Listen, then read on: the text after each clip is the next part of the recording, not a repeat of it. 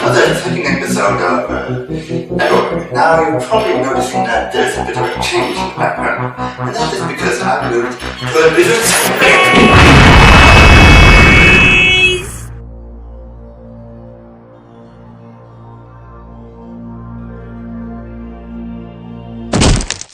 So you're probably wondering exactly where I have moved to. You'd probably like to know my exact coordinates, wouldn't you? Just so that you can stalk me, pop up unannounced. Maybe invite everyone to a big giant housewarming party. Well, the problem there is that I don't have enough seats for my 1100 subscribers. And it's a bit of a mess what with my disorganized comms.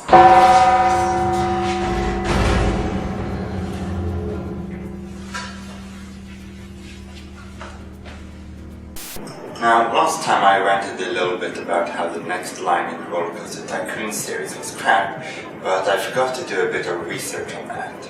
As some may know, sequels are either numbered or subtitled, or start numbering, then switch over to subtitles, or vice versa, or even a mix. In this case, the true sequel when it comes to improvements of graphics and maybe functionality in the Rollercoaster Tycoon series would be Rollercoaster Tycoon World. Apparently it seems like it was being worked on alongside Rollercoaster Tycoon for mobile and will be done soon, or early 2015. Again, depending on the graphics and the AI, I'll be needing a lot of processing power. However, someone suggested another thing that has been released and is constantly being worked on, which piqued my interest even more. Theme Park Studios. Never really gave the title Theme Park much thought because of its history. The first theme park game had some coaster building in it, but it was pretty square.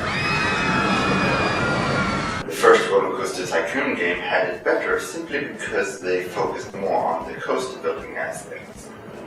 Then I was introduced to Theme Park World, which was in 3D. One could build coasters in a freer way, not really constrained to fixed pieces, and ride the coasters, but in my opinion there wasn't much appeal to it. Then Rollercoaster Tycoon 3 came out and it made me forget about the theme park franchise.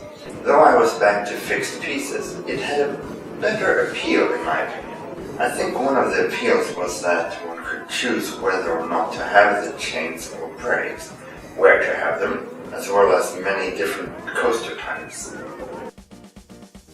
But Theme Park Studios seems to combine Rollercoaster Tycoon with no limits. And it seems you can build anything from scratch. And I mean anything, even the coaster cars. And the requirements seem to be quite reasonable.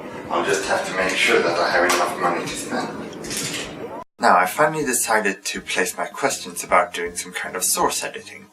One of my main things I wish to do is coding together some silly Garry's Mod sketches.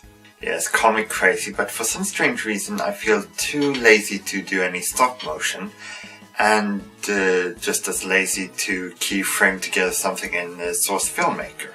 However, I feel the drive to put together scripts and programmatically and pull the limbs on a ragdoll, and hoping to jump between rigid animations and ragdoll physics.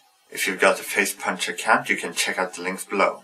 Now you may suggest that I use 3D Studio Max scripts or learn the Python of the Blender game engine. But I like the fact that there is this huge repository of models, characters and animations ready for me to use from Valve and the Steam Workshop.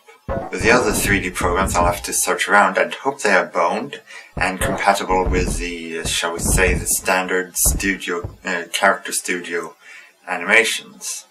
You know, the standard walking animations or other things like that. I just wanted to poke at some functions and let the game engine handle the in-betweens, as it were. But at the same time, I decided to install Portal 2, played through the single-player campaign, and had a look at its puzzle creator. I did a few puzzles, but came to a point where I felt a little limited.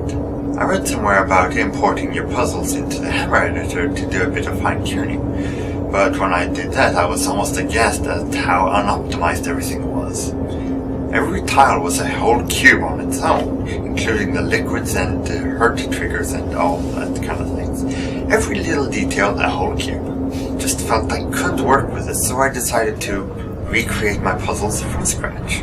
It was pretty easy, well, considering that I used quite a few instances, but still I got the hang of it quite quickly, managed to pick up quite a few tricks from the internet, and, well, I learned it quite quickly. Even though there isn't much scripting involved, I'd say this is a good start in getting into the sourciness. If you'd like to know where to download my creations, well, I'm actually rehashing another puzzle game which consists of about 550 landscapes. I'm going to create all the levels and pack it down into one package, so you won't be seeing much of that anytime soon, but who knows, there may be other things I'll create along the way, and I'll provide download links or something silly like that. Now, I'd like to make a small rant about touchscreens and how physical buttons are disappearing. You might call me old-fashioned who prefers physical feedback when typing, but this is more directed to answering phones. As I understand it, there are three main types of touchscreens. The resistive type, where you press together two sheets of glass to cause a connection between a matrix of wires. The proximity type, where there are sensors around the screen, so you don't actually have to touch the screen, but just break the beam. And the capacitive type, where your finger acts as a conductor and disturbs the electrostatic field on the screen. So, how is this a problem when answering the phone? In my experience, it has to do when being woken by the phone. You can't quite see the screen to accurately hit or swipe the answer button. I prefer that I can actually feel a physical button clicking under my finger or thumb. Also that it's always in the same place and I don't have to worry about the screen rotating if it happens to end up at a certain angle. I know there are settings to lock the screen orientation, but that doesn't help me to actually find the virtual button. Some of you may have managed to train in a kind of muscle memory, so you always hit the button dead on. But sometimes you don't have a button you press, but rather a button you swipe, because you run the risk of pressing the wrong button when you grab the phone from out of your pocket. Now imagine the following situation. An early, hot summer's morning, been sweating in bed, and the phone rings. You pick up your phone and try to swipe the answer button, but due to that your hands are sticky with sweat, the screen can't quite register a swipe. You get stuck in places, and based on the screen type, your finger isn't as capacitive as it usually is. If you're thinking voice recognition might be a better idea, well, some phone apps may not support this, and besides,